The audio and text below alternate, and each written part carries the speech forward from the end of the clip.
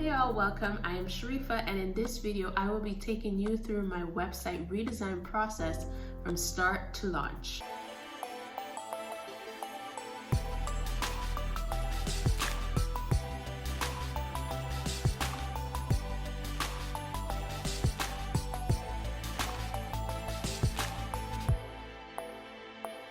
Recently, I completely revamped my website. It took me about, let's say, 2 months to get all of the copy, the inspirations, and the designs completed before the site was finally launched to the public. And in this video, I will be sharing with you all the steps that I took to get to that launch date. The first thing I did was to take all of my existing content from my old website and updated it and decided what I wanted to keep and what I wanted to toss.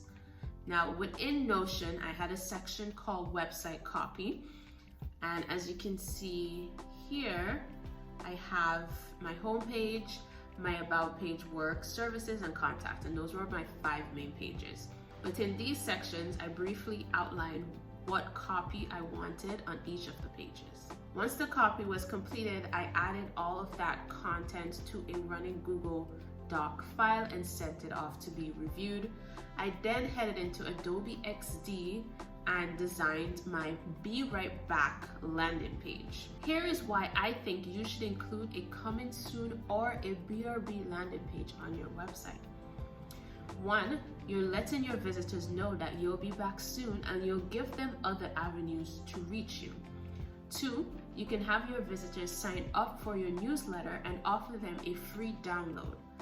And finally, you can keep your audience up to date on your progress via your social media platforms. My original website copy within Notion had a brief outline of how I would like my pages to be laid out, so I followed that along with some design inspirations I found on Pinterest to begin to design my pages within Adobe XD.